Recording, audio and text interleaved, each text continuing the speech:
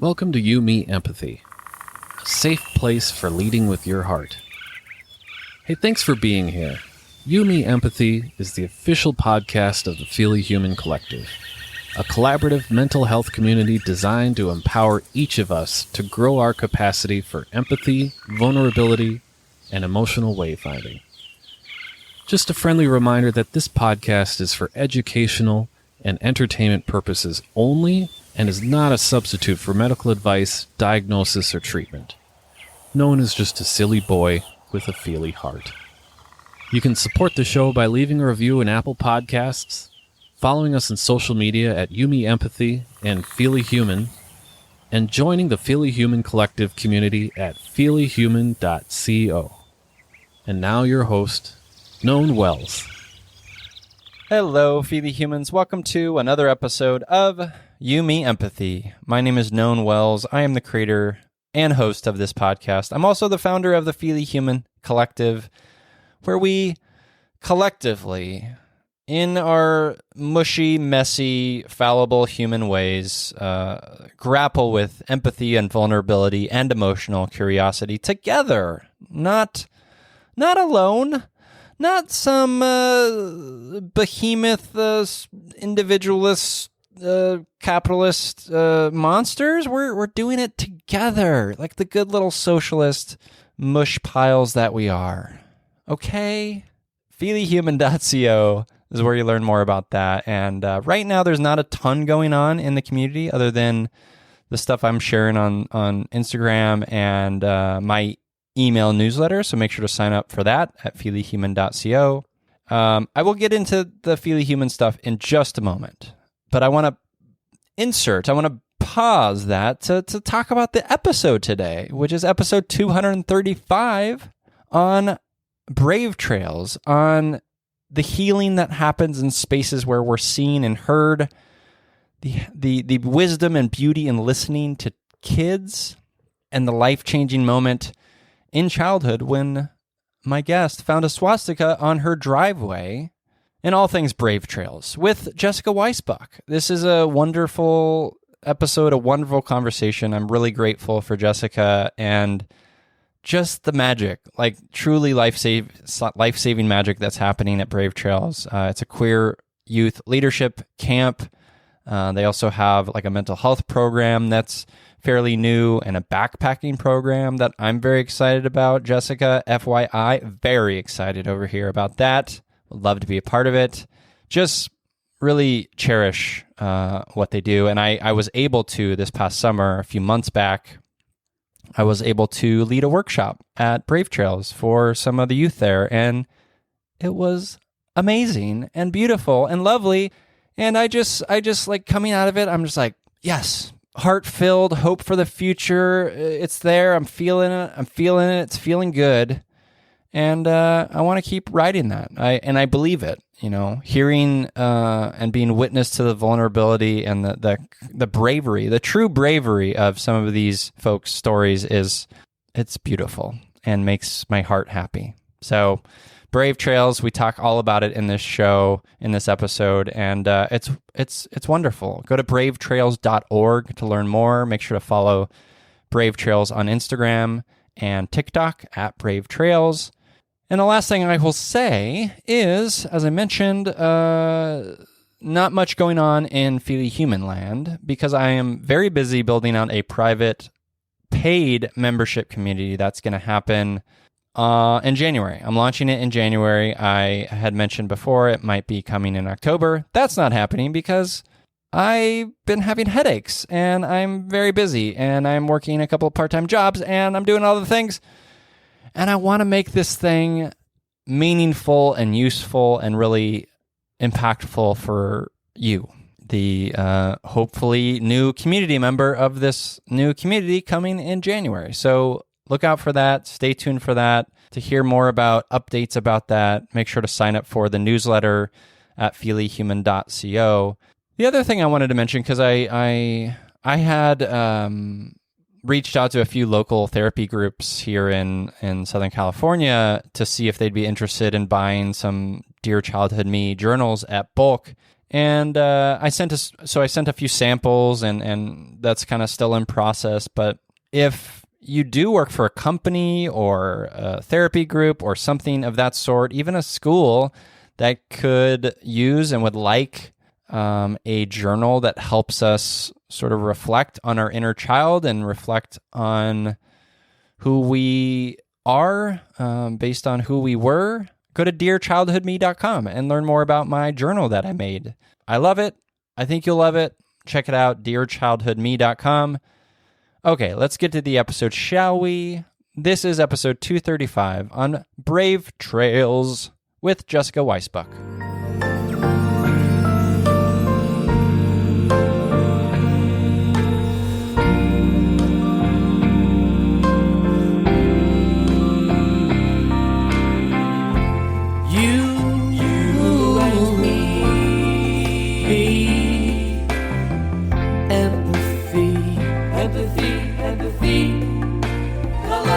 La la la, you, me, empathy, yeah, la la la. Welcome to You, Me, Empathy, the official podcast of the Feely Human Collective. On this show, we explore the struggles, the triumphs, the brights and the darks we face as humans trying to get by on this overwhelming and awe-inspiring pale blue dot. The intent of You, Me, Empathy is to talk openly, without judgment, about our mental health, our neuroses, our shared anxieties and worries, to create a dialogue that is vulnerable and deeply human and empathetic, and to share that dialogue with others to inspire emotional. That just made me emotional and cognitive collaboration and insights. So we can, I'm just going to keep going. So we can, hand in hand, break down the stigma that make us feel shame and guilt for struggling, for feeling our feelings, for being feely humans. I'm all over the place and I love it. You, Me, Empathy is a brave place designed to inspire the beauty in each of us, because each of us in all of our kaleidoscopic parts makes up a magical whole that deserves to be seen. Today, I'm ready for some feely trailblazing because I'm here with licensed marriage and family therapist and co-founder of Brave Trails, an organization building the next generation of LGBTQ plus leaders. It's Jessica Weissbuch. Hello. Hello. Thank you so much for having me. So grateful to have you. I am in awe of you and what you've created and fostered with Brave Trails. It's a beautiful, beautiful thing. And I can't wait to get into it. But if you are a listener of this show, you would know that we start with an emotional check-in. How are you feeling? How am I feeling? Let's drop in. I'm feeling really excited to be in this space with you. It's not often that you just get a space to like feel and be heard. And so I'm like having some excitement about that. I'm happy to hear that. We need those spaces. I would argue that's precisely what Brave Trails is, right? Yes, it is. Absolutely. I mean, it's like, I think about, and I got it made. I'm a white cis feely boy. And a crucial part of my healing and recovery and all of these things have been people who see me and hear me and are witness to like all of me. And sometimes you're born into families that aren't good at that. And that's hard, right? Absolutely. So I love that you're open to it. I love that you're here.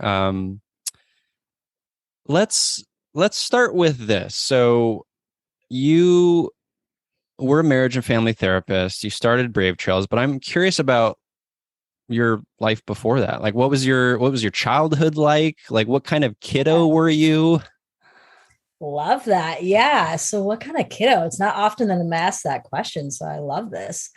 I think that I'm the baby of the family. So I have one sister who's older, about 2.5 years older than me. Okay. And we get along like best friends now, but, growing up, I think just normal sibling stuff for sure. Yep. But I too am like fortunate. I grew up in a super loving, amazing home in the Midwest. And I like to say the Indiana side of Chicago because it's the south suburbs of Chicago. And it just like really had, it sounds generic, but like really had a great childhood. I mean, like it had its ups and downs, obviously. And I've been through my stuff, but like for the most part, really supportive parents that have been solidly there for me. And blinked a little bit of an eye when I came out, but not much. And has since like educated themselves on the queer community and like what we do and like so there for it, which is amazing. And my sister's also, she's a social worker. So we both are very much in line. But I live in the Los Angeles area. And so originally I moved out here, like most of the world, to work in the television and film industry. So that is my background, is that I went to my undergrad in Illinois and got it in radio, TV production, and immediately moved out to LA to like do it, and again, The Hollywood thing, right? The Hollywood thing. That's where we all go. And came out here and loved it and did that for a good while. I was in that world for 6 or 7 years. It treated me really well. I really, for the most part, liked what I was doing. And then I went and I started going to my own personal therapy, and I was just like struggling with, and this is not a diss on that world because I love it and I have a lot of friends still in that world, but I was struggling with really the things that were presented to me as like urgent and crisis in the world versus like what I was seeing in the world. And so like if you got a producer's meal wrong, that was like the end of the world. Or if you did this, it's the end of the world. And it was like these little things that I was just like, that's not really like the end of the world. That's just like a minor inconvenience of the world. You found some perspective. Exactly. And so starting my own, self-care journey and my own therapy journey personally helped me realize like it's good. And like the film, I use film and TV as a release and an escape. And it's so good for that. And for me personally, I like needed a little bit different, just something a little bit different, a little bit more deep in my world. And so after a few years of really exploring that for myself, I went back and I got my master's in clinical psychology, and I focused on queer youth, the queer community in general, but more specifically the queer youth population. And so went back and I got my master's and loved it. And I was practicing therapist. I did the thing. I got the hours. I got licensed, and I still love to do that work. But soon I realized again that like I didn't really want to do that one-on-one work with folks. I was much more in a community setting, and so I started doing a lot of community work and community mental health and building that kind of life for myself. And that's kind of really what led me and my wife to start Brave Trails, is that kind of journey of, I would say it was a self journey that brought us full circle into Brave Trails and what we're doing now. That's usually how it works, right? Sure. By the way, I just need to point out that I ask you about your childhood, and then you just run the gamut from childhood through Brave Trails. You just gave it all. You just, I love it. I love that. I love that you, Jessica, and so many folks that I talk to on this show who struggle to find themselves in these containers or spaces, workspaces, whatever you want to call them, that just feel a little off. And part of that is in your own journey, as you said, is in your own healing. As you start to like deepen your connection with yourself and get to know yourself better through the act of therapy or, whatever you're doing, right? Like that further sort of like goes outward, right? It starts like, because for me, it was like, I didn't know myself. There was a great deal of like repression. And so as I started to like unfold some of that and dismantle some of that, I saw how beautiful like the act of like, okay, I am looking at myself honestly for the first time. That gives me so much more strength to do that for others. And it feels wonderful and it's beautiful and it's my heart, right? And but it takes that moment in therapy or that moment working in an environment that doesn't feel right. And we can't like necessarily define it, right? I love that. I just love that. It makes me very happy. Good. Yeah. Yes. Yeah. I think that's what it's all. Brave Trails was born because we all wished that we had it when we were a kid. Right. And so it's beautiful. About all of the experiences leading up to it.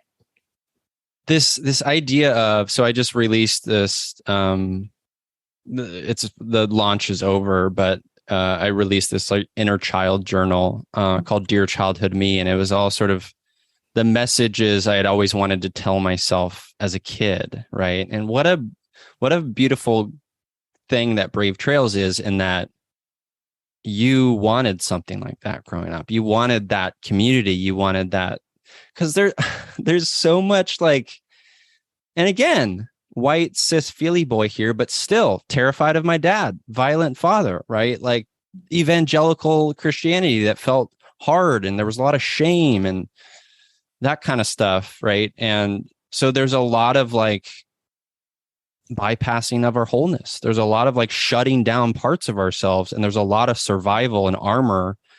And, and then, I put that on you as someone who has to go through the experience of being queer, right?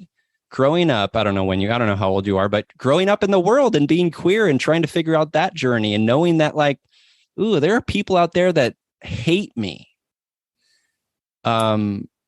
Understandably, there's armor built and there's defensiveness built, right? And then to come full circle and to say, fuck that. I'm going to give my childhood self this beautiful thing I've always wanted. Ah, what a dream.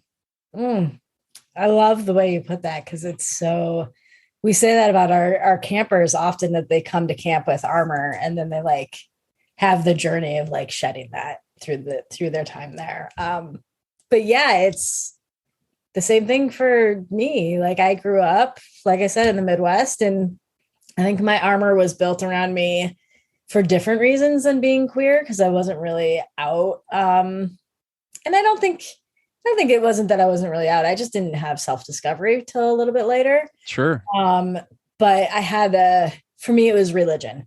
Mm-hmm. I grew up in a pretty like white Christian up like area, and grew up in a pretty conservative Jewish household. My religion was like, it wasn't a huge part of me growing up, but it was part of me growing up. And I went to Sunday school and I did the bat mitzvah. I did all of that. And so for me, like building some of those muscles and that armor around me was around religion. Like I had some pretty negative experiences during middle school. And it, and I'll say a little bit more about it. So basically I was in middle school, and middle school is just hard. The worst possible time of someone's life anyway.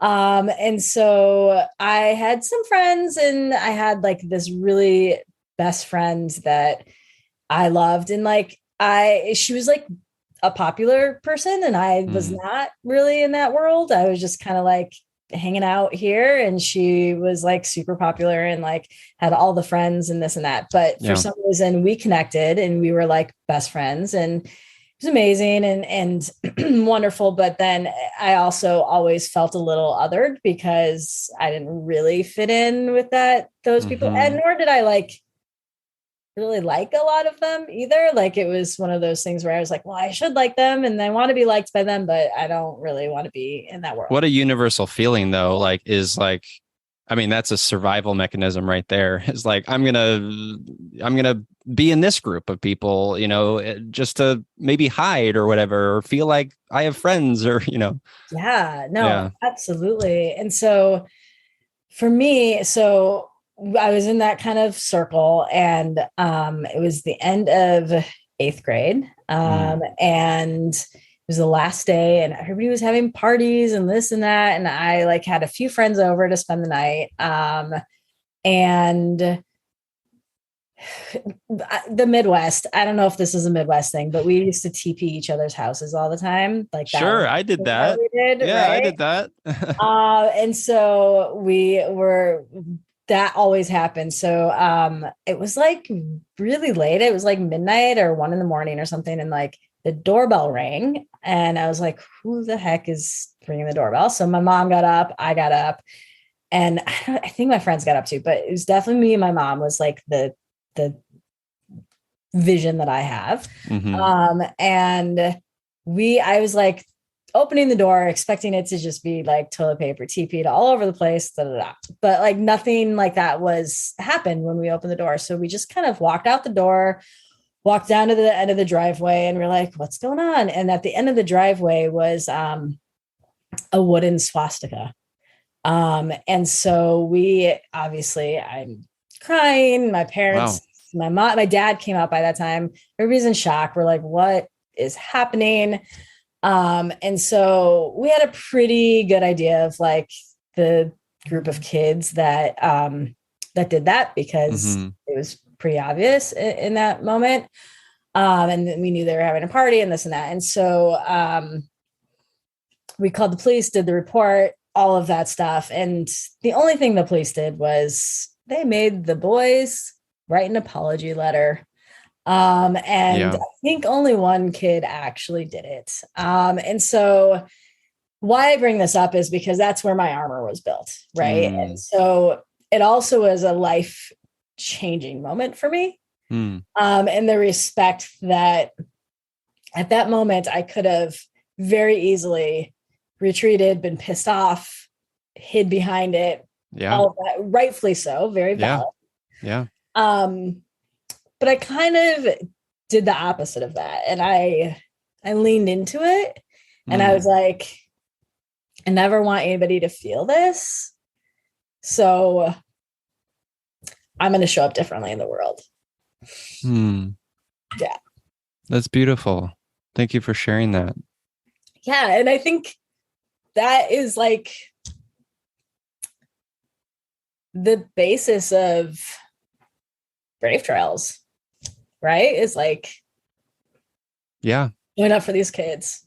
I don't want anyone to feel othered, to feel alone, to feel like that by themselves. That's a terrible, terrible feeling. Yeah. Wow.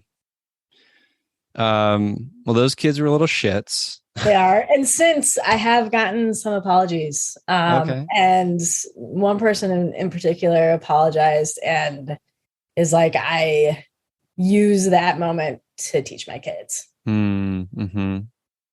It is so interesting, right? Because I hear a story like that, and you're right. What a valid response would be like to shut it down and to be steeped in anger, right? Understandably, what a viscerally, I mean, perhaps the most visceral sort of thing one could leave on a driveway.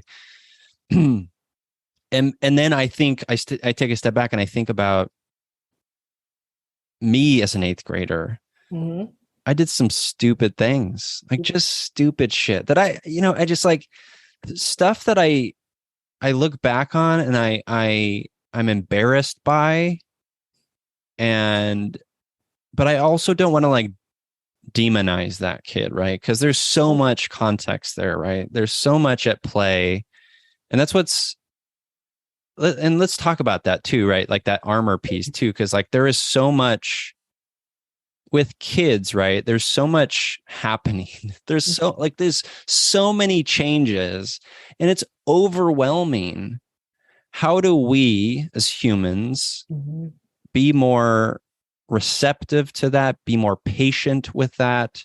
Because Completely. there is this cultural thing, Jessica, as you know, where we're like, they're kids, they'll never understand, which is just a disservice, such a disservice to our youth.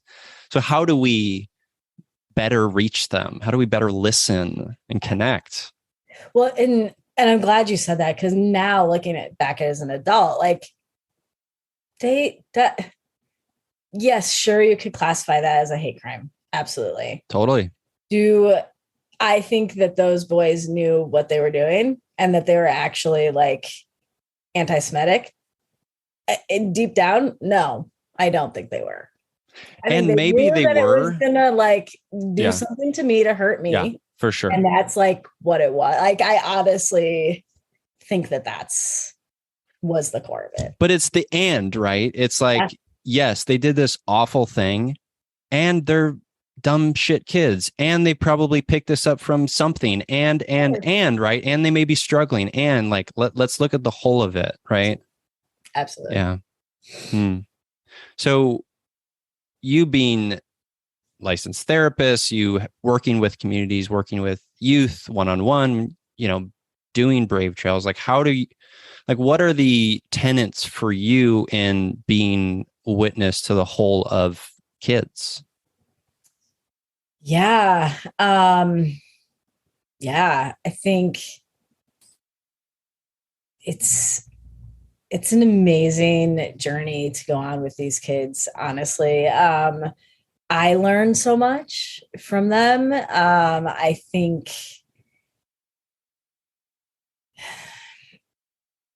I think that I'm a lot older than these youth that we serve, and so I think I get stuck sometimes in my like where I was when I was a youth, and it's like so different. Mm-hmm. And so like the openness to learn from them, I think, is key. And I think it's key.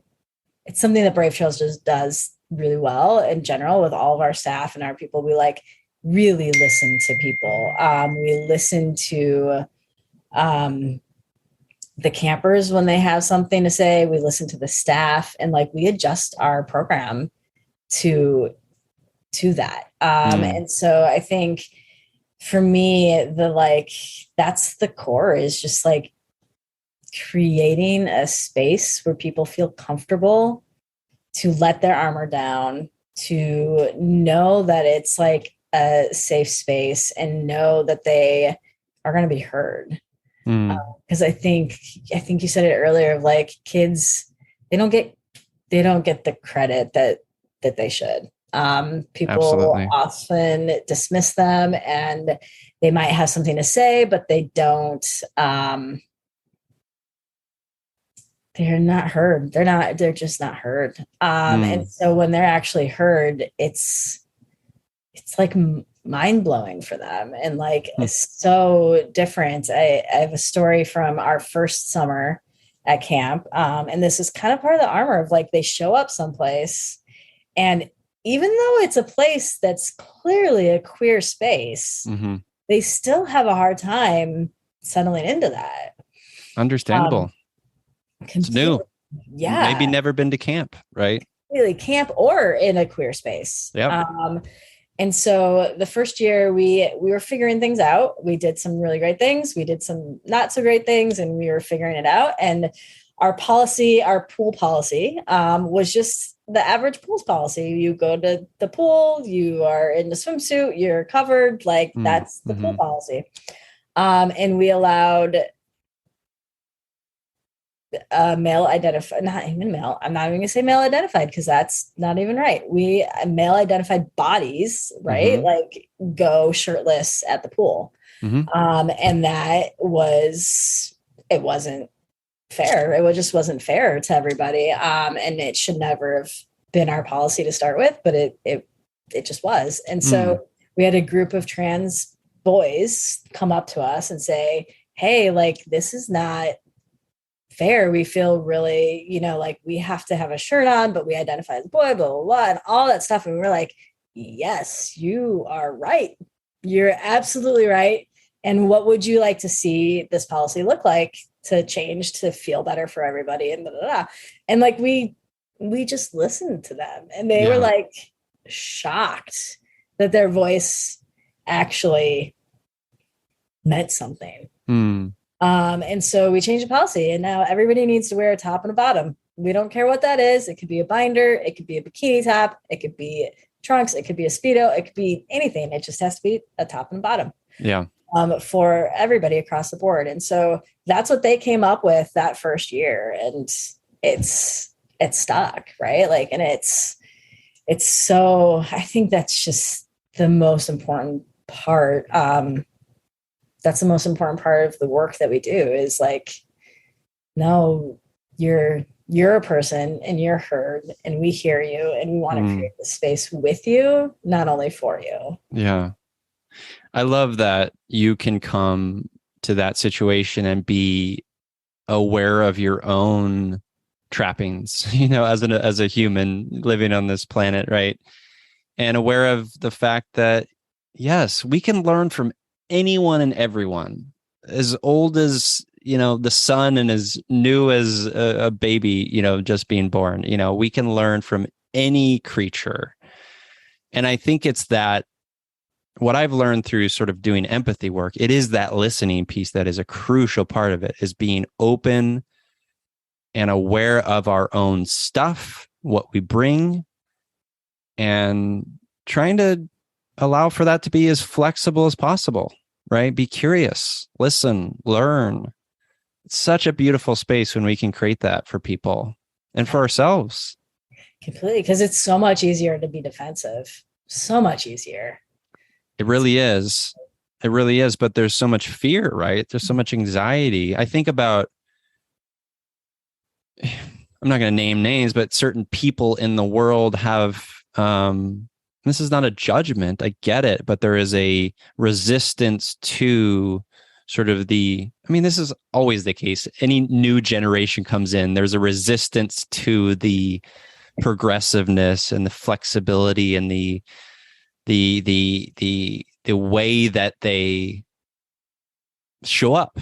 Like I look at someone, I'm so excited to be going to Brave Trails, because I am ready to be in awe and to be inspired, right? And I look at some of these youth, and I'm just, dang, that is amazing. Like, and I just like, I want to live more like that. That's beautiful, right? And, and then, there is just resistant to it. And I think it's because change is hard, right? Change is hard. It's going to disrupt my little corner of control over here. And that's hard.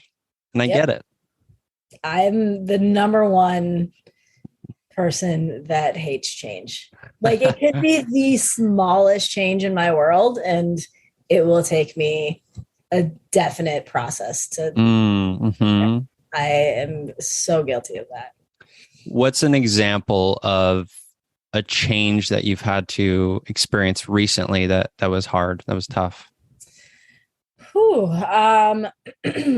I think this is like, looking back at it, it feels so silly, but like, it's like in LA, like you move different area to different area, like pretty frequently. And you can, once I get settled in a place, like I know where my grocery store is. I know where this is. And like, it's comfortable and it feels good. And so for me, even just moving to a different town and having to relearn that, and like, I have to like mourn leaving the place that I was at. Like, that's, totally. I just am like, change is hard for me. It's just hard for me. And I've grown, and now that I like acknowledge it and know it, it's easier. But like, yeah, it just is. I think upcoming change for me is we're all moving up to camp in a few weeks. No, not in a few weeks, next week. Wow. And it's 2 months, right? Like, it's going to be 6 to 8 weeks that we're going to be up there. And it's not only me and it's not only my wife now, like we have a 4-year-old son. And so Right. we're like, what are we going to do? Last year, him and I, because my job is different. Like I don't have to actually be at camp to do my job with Brave Trails. I'm more behind the scenes, but my wife, Kayla, does. She's a program person. So she's at camp. And so last summer, we made the difficult decision to have me and our son Ari stay at home for the most part and just come up and visit. But we were living at home and her be at camp. And it was okay. It was hard. It was hard on him. It was hard on us. Like it was hard. And so this summer we were very intentional of like, okay, well, we're going to just move the whole family. Not only just us, we're taking the cats, like we're taking the whole family next week up to camp. And so that's just going to be it's just a big change. And obviously we're going to come back home again. So it's like, not that like forever change, but it's still, and then managing his anxiety around it and not really understanding and not being able to see because he has friends now at school and like being able to see his people and trying to explain that to him. And it's just, that's a lot. It's a lot. Yeah. And change is hard for everyone. It is. It really is. I it's ever clear as I, get older, right? As an older person, I just see it. I see it in myself. I see it in others, and I get it, right? Because the thing we want as humans, other than being seen and heard, is comfort, right? And when that's disrupted, however small or large, it's anxiety, it's fear, it's will I ever get back to that again? It's all this like mind game stuff that we do, and there will always be grief in it too. And I think what is important and what has been helpful for me in changing, because I've been reflecting on this a lot lately. My partner Jessica, I have a Jessica in my life. She and I have been together for 15 years. I've changed as a person a lot. In a lot of like beautiful ways, I'm proud to say, and it's been hard, right? And it's been hard on Jessica, right? And so a part of our journey together has been a little bit of like grieving past versions of myself, even grieving some of the relationships that I've lost along the way because we're just not aligned anymore, right? That happens, and it's hard. Absolutely. Brave Trails. So I mentioned I'm going to be there. The listeners should know that I am leading one of my empathy workshops at Brave Trails. I'm very excited by that. Very honored to be there. I'm so thrilled. Tell me a little bit about, I know, the origin story is fascinating and it came together very quickly, and that's all sort of, listed on the website. But like, tell me a little bit about, I guess, what this year looks like for Brave Trails and how maybe this year is different or how it's the same, like what you went into this year thinking differently about or how you wanted to improve things, that kind of thing. Yeah, I love that question. So for us, with COVID, we had to cancel a summer and we shifted virtually. And then last summer was also not a typical summer for us because it was just like, we just didn't know, right? Like last summer we were still in it and we still didn't know what was happening. And so we were able to be in person last summer, but it was very scaled back. We only had 4 sessions, 1-week sessions, not a lot of campers. Like it was really, really scaled back. So I'm really excited about this summer because we are having more camp and more campers than we've ever had. So it's really, it's going to be a lot of fun. We're going to have 4 10-day sessions in Southern California, about 80 kids per session.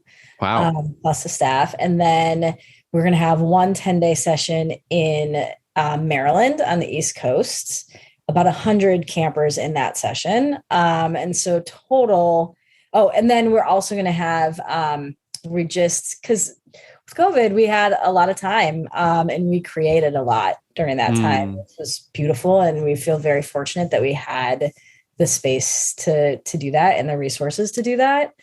And so we dreamt up a backpacking program. So we're piloting our first ever 7-day backpacking program for the youth. And it's going to be really small. It's only going to be 9 campers and like 5 staff, I think. And super excited about that and how that's going to turn out and how we can grow it in the future. That's amazing. I backpack a lot, so keep me in mind because that sounds amazing. Next year, we got you. Yeah, so we're doing that this summer. We're going to have about 430 campers throughout the whole summer, so including California, Maryland, and the backpacking program, which is more campers than we've ever had, which is so cool, an amazing thing. And are these campers coming from all over the states? All over, everywhere. Internationally, everywhere. So I think so cool. I don't know. We have some international campers this summer and not as many as years past, just because still getting back on track. But I think throughout our years, we've had campers from almost like 15 or 19 different countries. Wow. And like at least 40 different states. So yeah, it's far reaching. We're not just California based or East Coast Maryland based. We have campers from all over, and they drive, they fly, they get there, and it's amazing. And it's amazing for us to have that different cultural reference of not only just in the States, but around the world too. And the campers get to learn from each other, and they get to meet people that they like connect with and they can stay in contact with, even if they don't live in the same area. And so, yeah, that's really, I'm super stoked that we're kind of getting back to that level of like far reaching instead of just closer to home. Love it. Yeah. So that's happening this summer. And then this past October, this was a brainchild of COVID too. We created a full comprehensive mental health program. And so we have a cohort of 5 therapists that have gone through a year-long training about queer youth therapy and provide individual therapy, group therapy, and family therapy to queer youth. And right now we have about 20 clients, which is awesome. But that really grew out of the fact that camp is an amazingly supportive space, but it's only during the summer. It's hard. It's a letdown for a lot of these campers to go back to their world after camp. And so we change. It's a grief. Exactly. Yeah. We found the need to really bring in more year-round support. And Brave Trails was always born with the idea of like mental health as an underlining thing of like, we're not a therapy camp and we're not a therapy camp at all. Yeah. But we're therapeutic. And we want to make sure the campers have the support that they need. And so an extension of that is the year-round programming of our mental health program.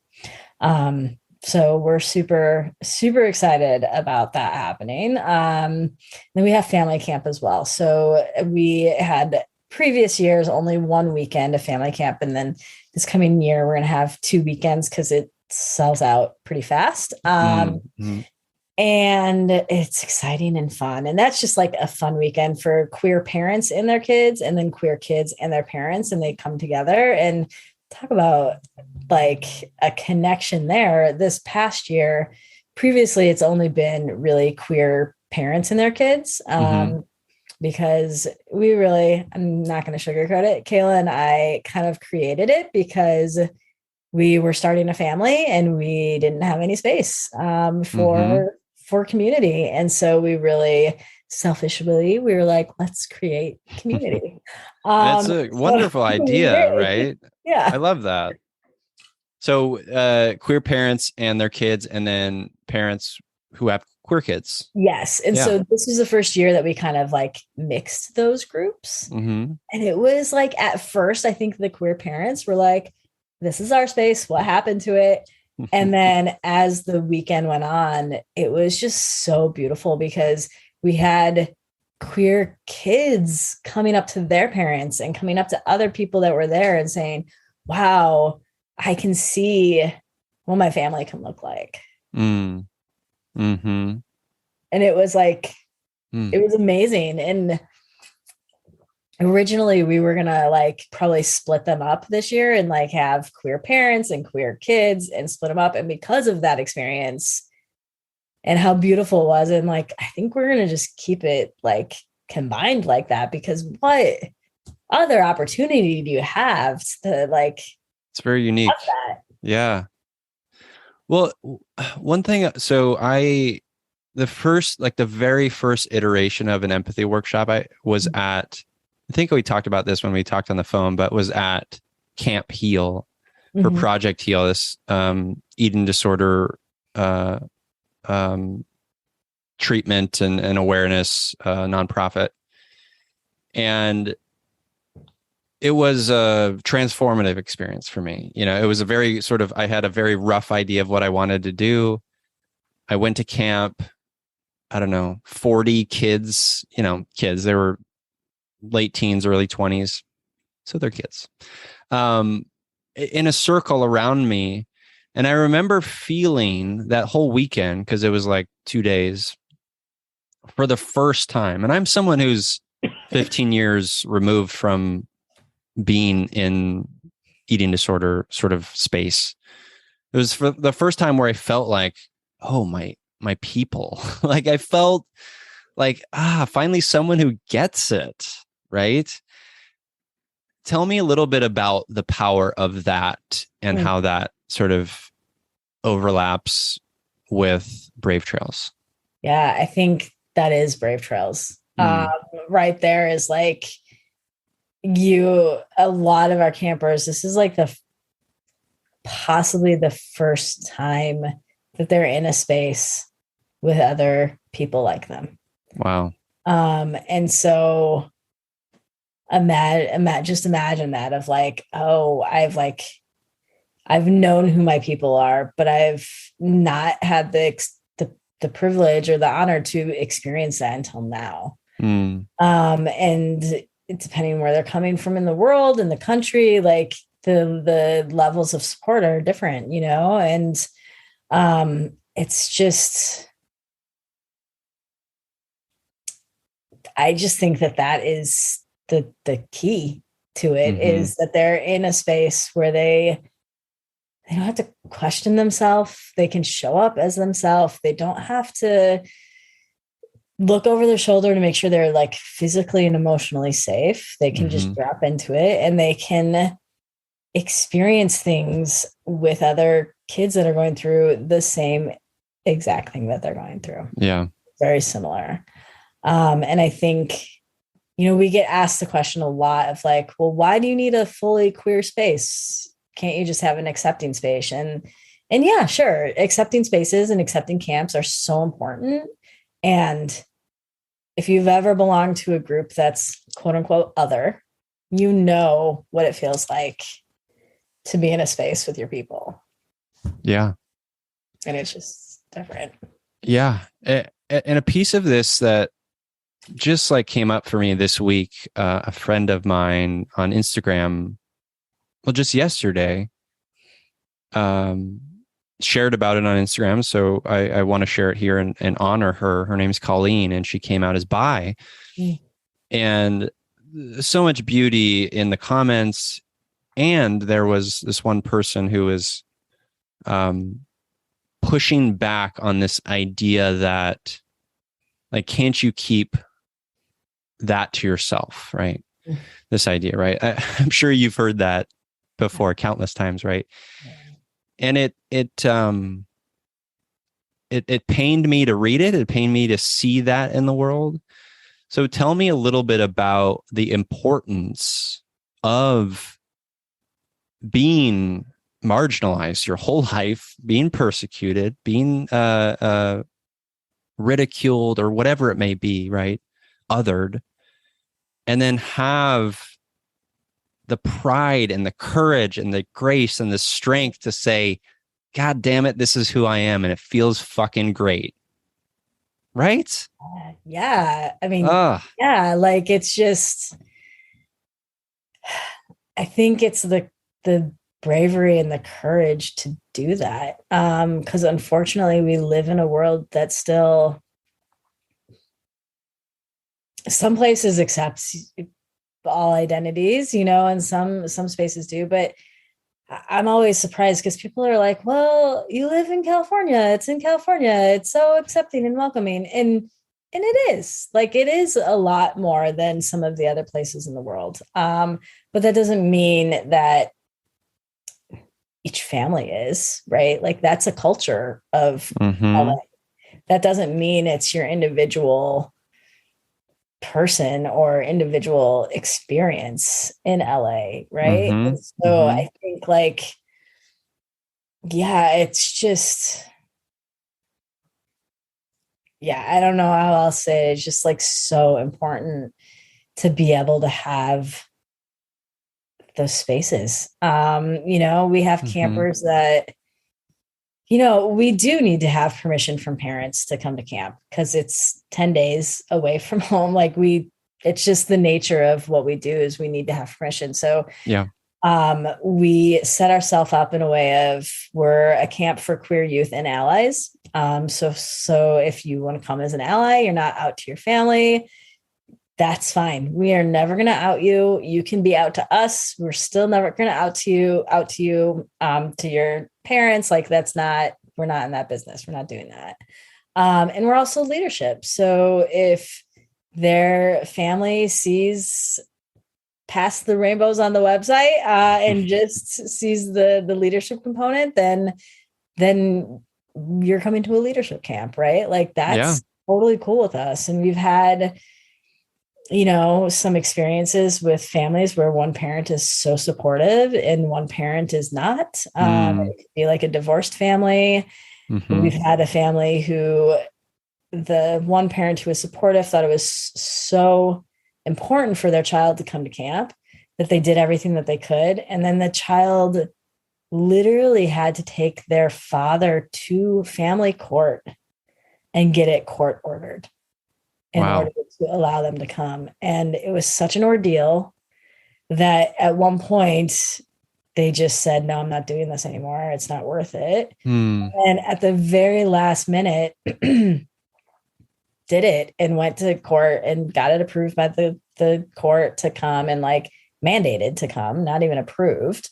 And where the father just didn't have a say anymore. But like, as a young person to have to do that, it's terrible. Yeah.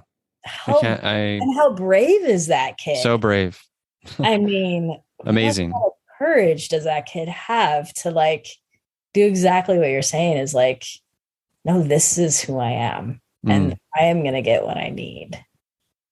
Yeah. It's pretty stunning and remarkable. And it's so, like I said before, it's just so inspiring to me. And I hope to all the listeners, it's everything, right? To figure out who we are and to love who we are and to be seen in who we are. Like, that's it. That's the life. That's the path. That's everything. And that shouldn't be too much. It shouldn't. It should not be too much. But as you say, like, there's so much intersectionality at play here, right? There's a parent who's supportive and there's a parent who's not. And then there's the parents who maybe 10 years ago got on board with the idea that, gay rights is a thing, but transgender, I don't know about that. Right. So there's so much room and space to keep digging into this work and keep growing. Because look at the intersectionality of California, right? LA, pocket of progressivism, And at the same time, there's a mayor that could be voted in that's terrible.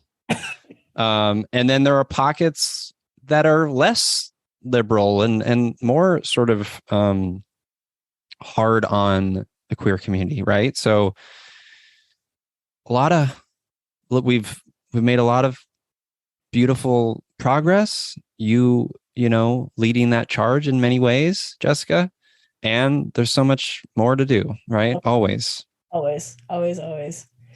Yeah. I just had a conversation on this podcast with Stephanie Whittles-Wax, who she wrote this book called Everything is Horrible and Wonderful.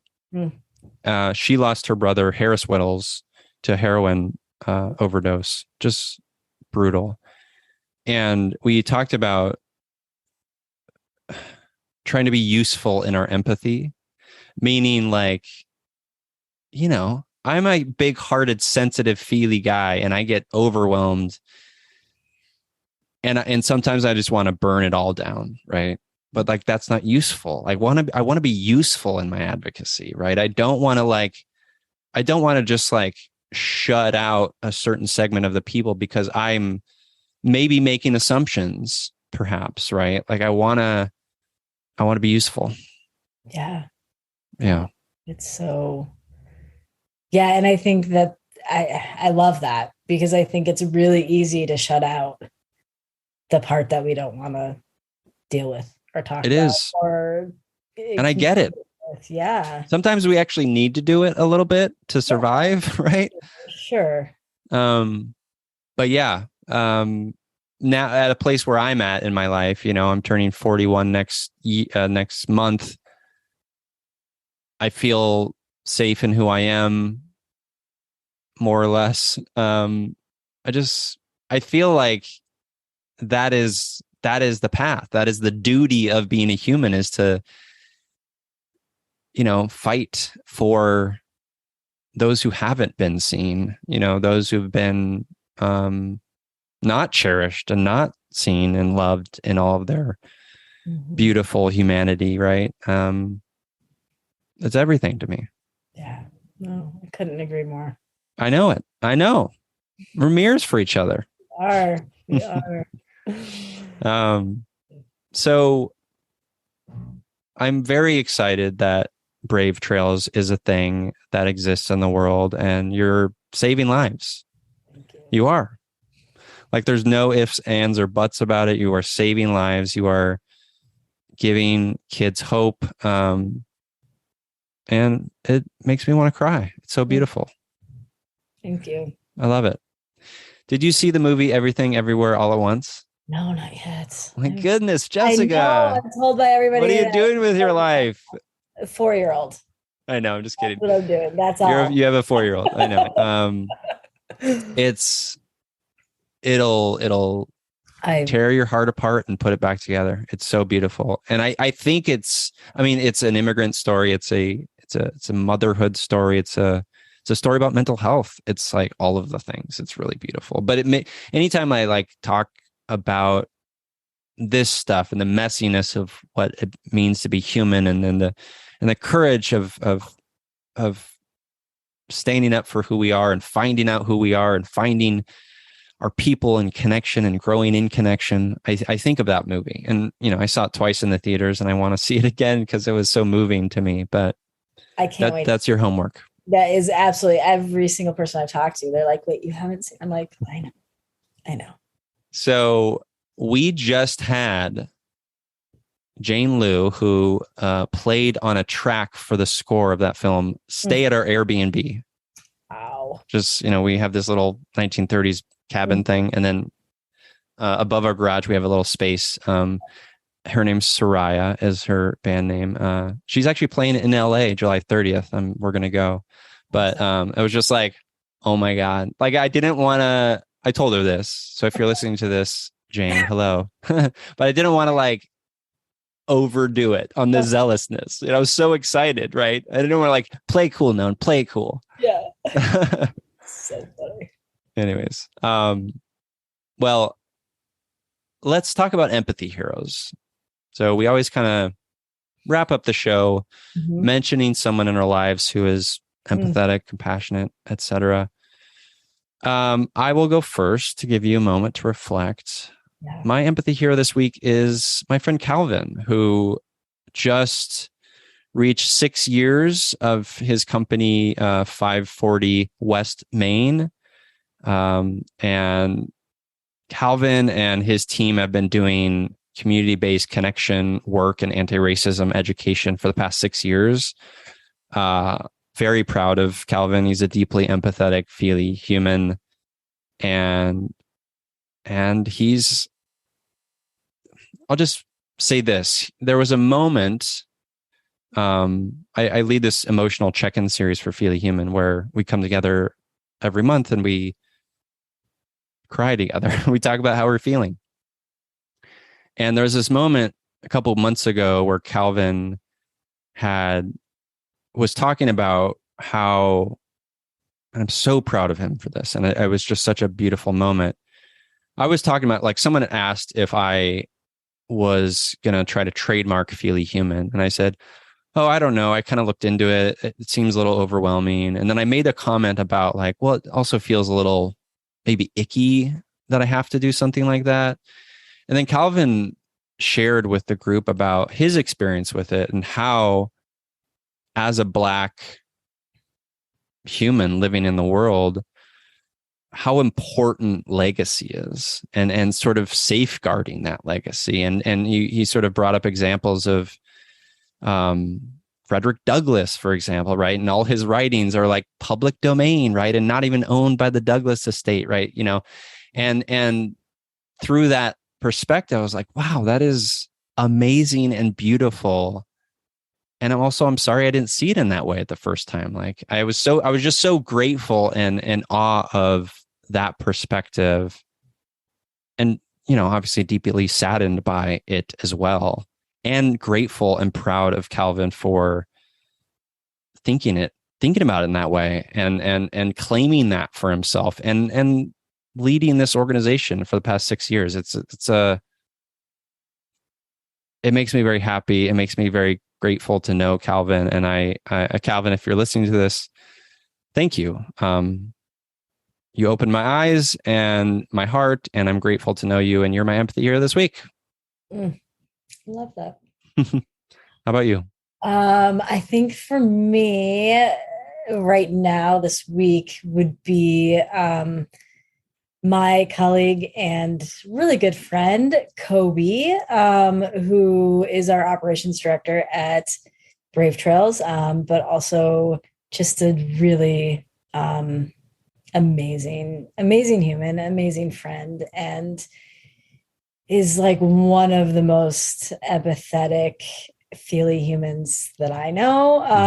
And I appreciate his support and he just helps me stay grounded in all of the work that we're doing, and helps me often look at things in a different perspective, like you were saying, of like, I come to him, if work or personal or whatever it is, he just is able to be like, okay, I hear you. And what about this or this or that? And like really in the most kind, gentle way is just like solidly been there for me over the last, 8 years of this journey. We need the Kobe's in the world. Yes. Yeah, we need people Kobe, like that. if you are listening to this, thank you for all your love. I love it. I love that. That's beautiful. Well, Jessica, where can the folks listening learn more about Brave Trails, connect with the community, etc.? Absolutely. So a few places, our website, you can go just bravetrails.org, go to it, check out the videos. You'll be able to see all the kids in action, and it's absolutely amazing. And then you can learn about all of the different fun things that we're doing. And Instagram is really where we're at. We have a pretty strong presence. Jake, who is our communications director, is absolutely amazing, and really puts out great things, not only about Brave Trails, but like community resources and things like that. So it's just a great place to be. And then TikTok, we are also on TikTok. I think they're both just at Brave Trails. I should know that, I but think you're right. pretty sure that's what it is. I mean, I'm not on TikTok, but I think you're right.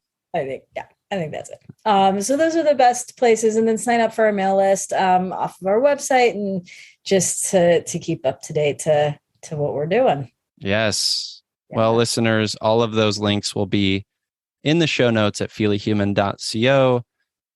Jessica Weissbuch, this has been such a pleasure. Thank you for being a part of it. Oh, thank you. This is such a breath of fresh air and such an amazing space you've created. So thank you. Thank you. I appreciate that. And to you listeners, as I always say, I'm here, you're here, we're here together on this wayward, overwhelming, awe-inspiring pale blue dot. We have each other. It's you, me, empathy.